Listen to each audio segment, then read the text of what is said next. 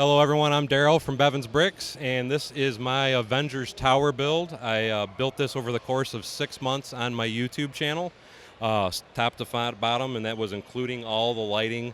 I know I have roughly 120 LEDs in this. The total build height is, I believe it was 5 foot 9 inches, and I'm guesstimating around 3,000 pieces just in the top half. I have no idea what's in the bottom. I just started throwing pieces together because the base of this was kind of a last minute thing just to try and get it to the show here.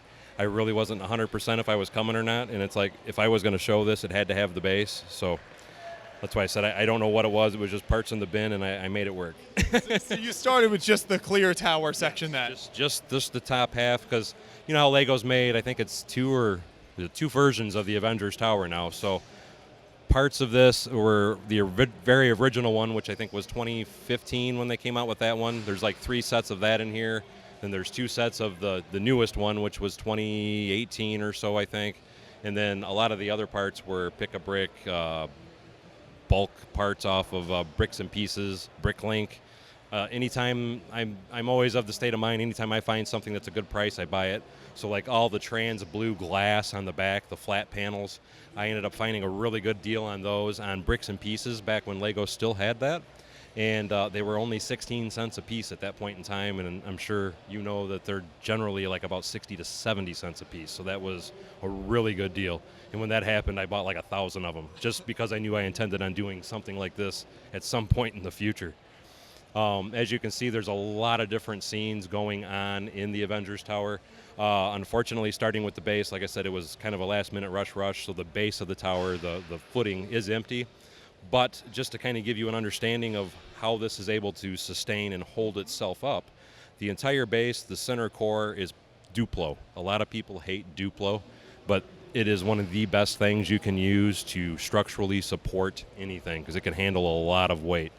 And then after you get to that, the first floor of the tower itself is built on what I call a Mills plate, which is 2 32 by 32 base plates, so it's 32 by 64 in total in size.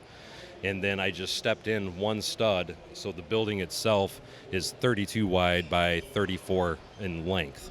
The first floor, if you get down inside and look at it, what it is, because I tried to include because the entire time I was building this, I was watching the Avengers movies, the Iron Man movies, just anything Marvel I could find, because to me, the Avengers is everything Marvel.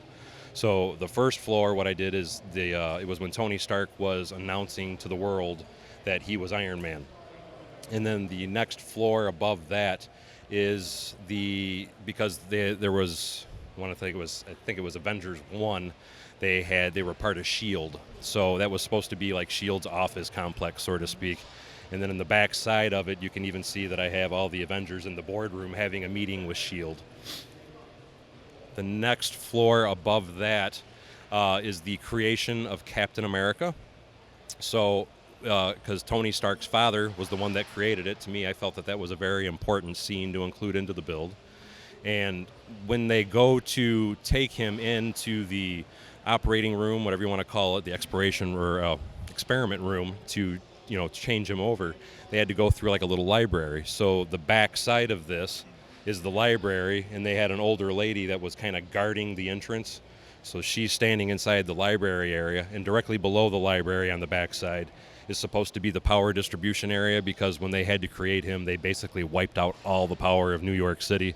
So I thought, it'd be kind of cool to have like a little substation on the backside for, a little bit of added detail. Are you able to open this up and access these floors at all? Or? See, that's the front side. I can open and access everything fully. The back side, it's sealed and you're not touching it. If I got to get to it, I got to do a lot of heavy removing things to get inside and mess with it. So most everything on the back side is built in a manner and fashion that I'm hoping I never have to open it. But the front side, I can open and relocate and take stuff and move them around as much as I want.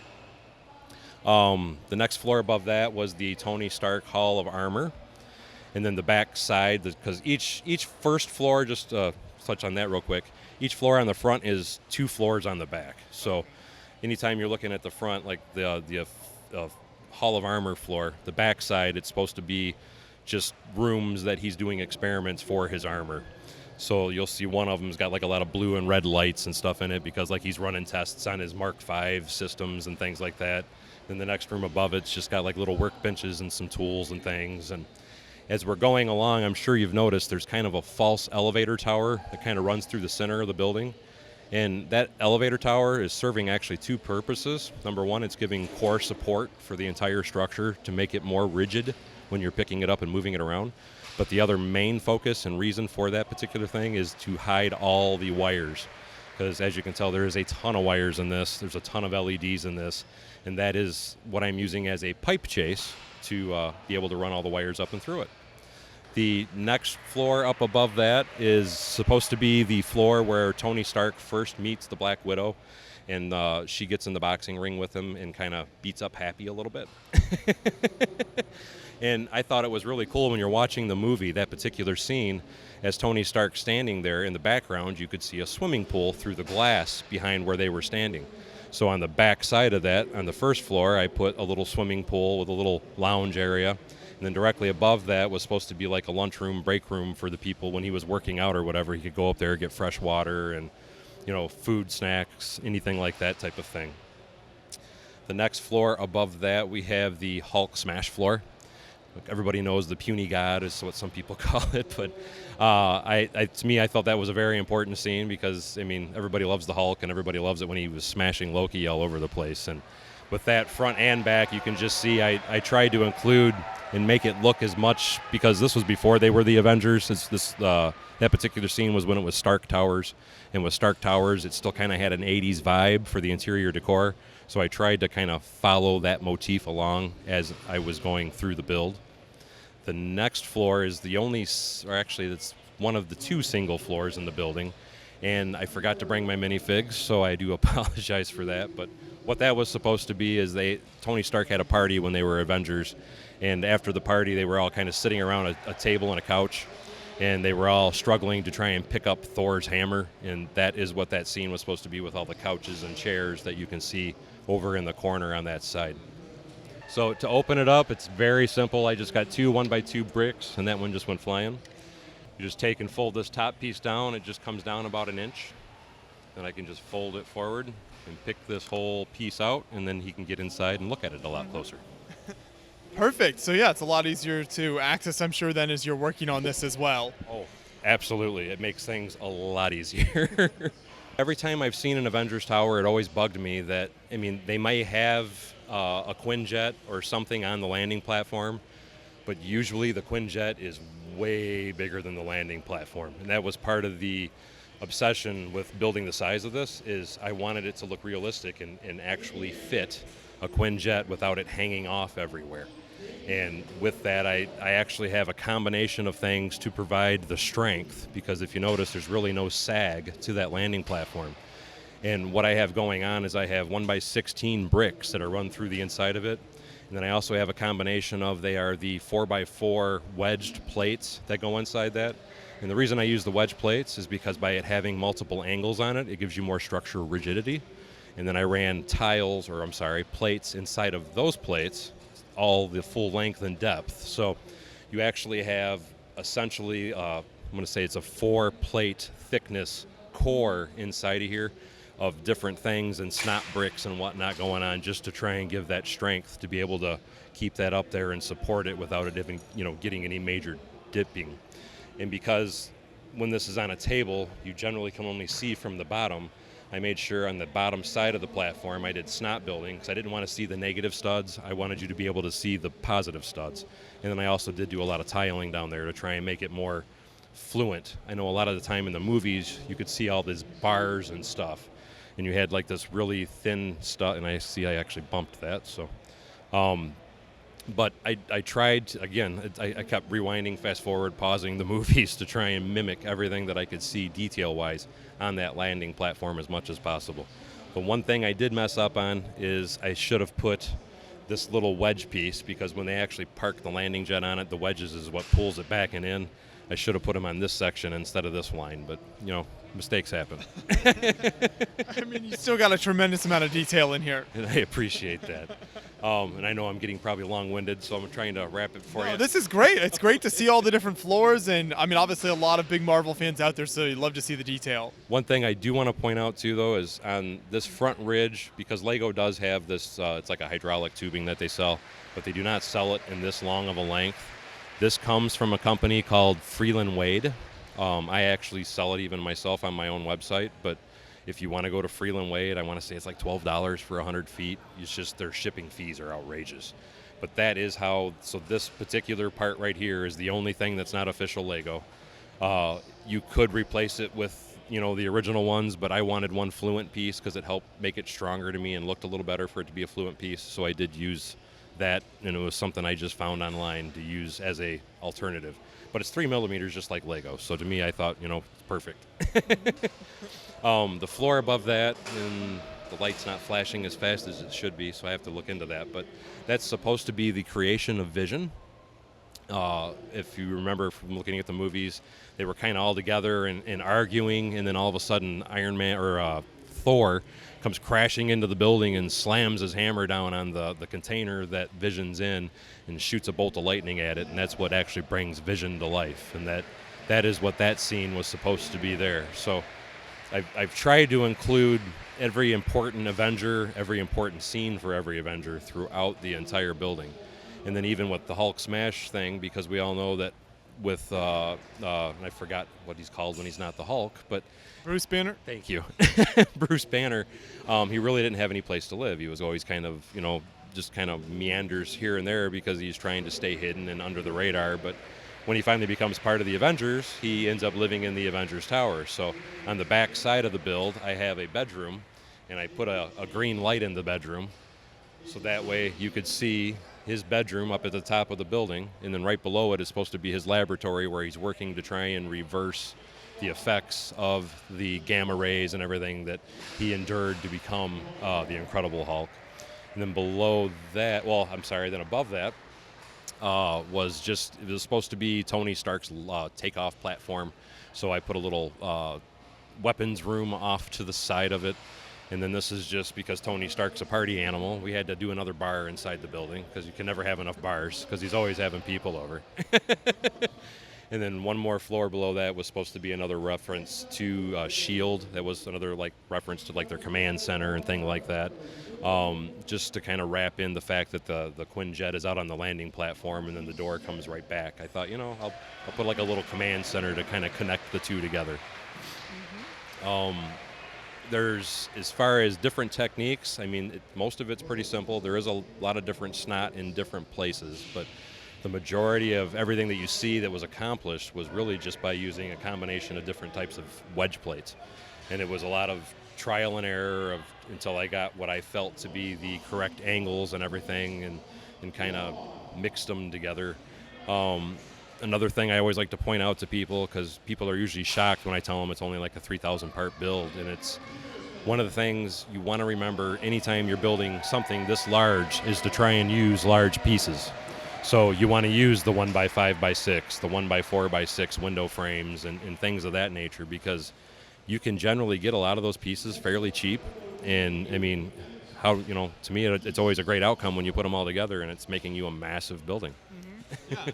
Is that still structurally strong enough to use those big panels? Absolutely. No, to me, it actually makes it stronger, because if you were to do brick in through this area, and if I was to grab it and pull it, you can see I can pull the whole building around and it's not flexing. Mm-hmm. If I was to have built these walls out of brick, the wall will actually flex when you go to pull on it, because every floor then now has a structural break at one stud.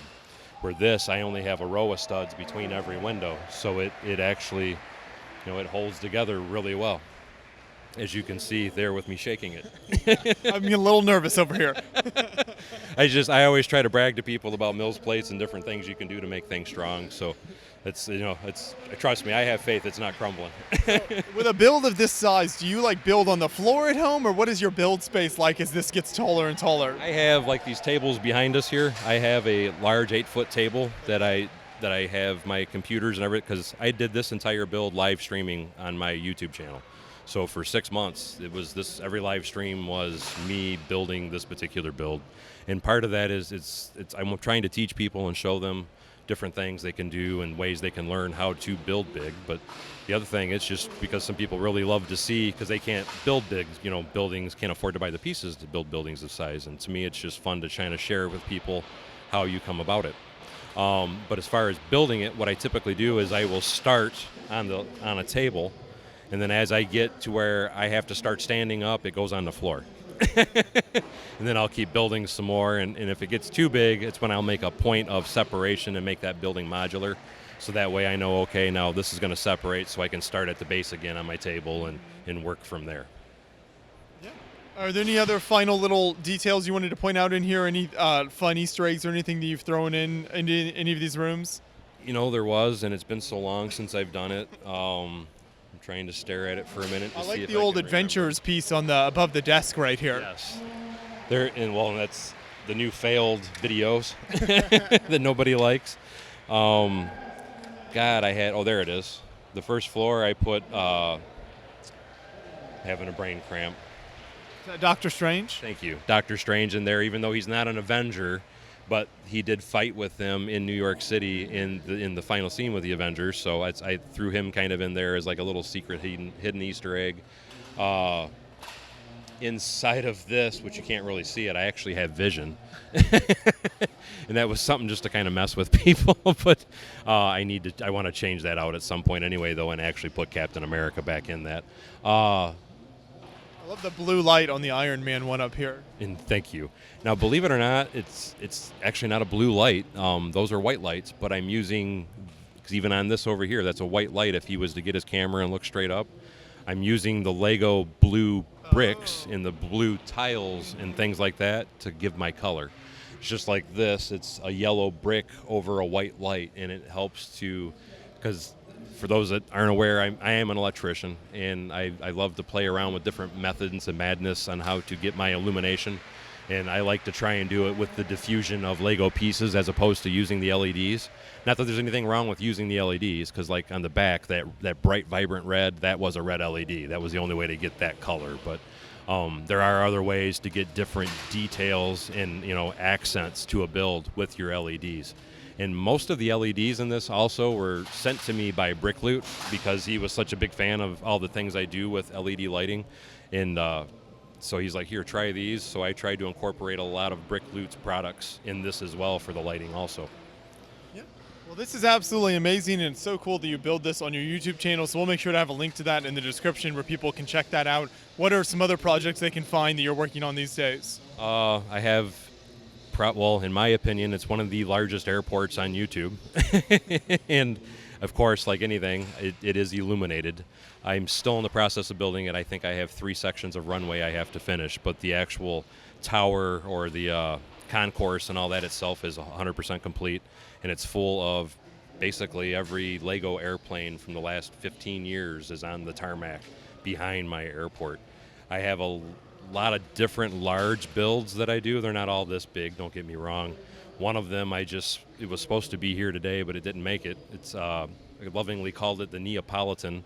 It was because it looked like Neapolitan ice cream. It had chocolate, yellow, and the strawberry colors on it. But at my travels here, when I was loading it, it landed on my floor, and it's no more. So I have to rebuild it.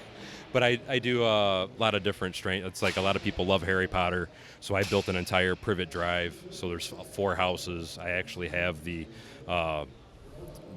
sky conservatory on the back side of the building, and then right behind that I have a swamp, so you can see the scene when he's trying to save Sirius Black, and he casts the spell to have the reindeer or whatever come run and rescue him. That entire scene's built behind my privet drive.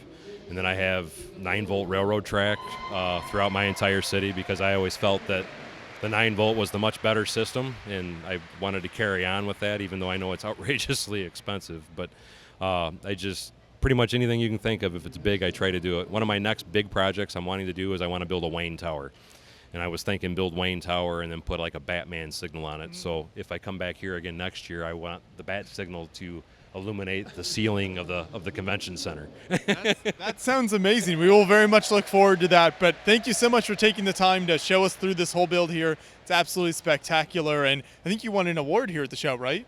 Yeah, I was. I have to give a very special thanks to the lug that I came here to display with, which is Charm City Lug. I've been a good friend of Jason for quite a few years now, and I've never actually gone to a show in my life.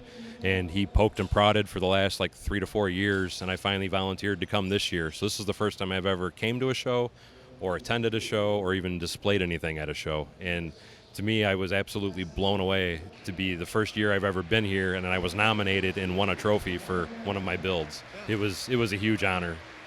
Well deserved for sure. So keep up the great work and can't wait to see what you do in the future. Thank you. Awesome, I appreciate it, and thank you guys so much for giving me the time.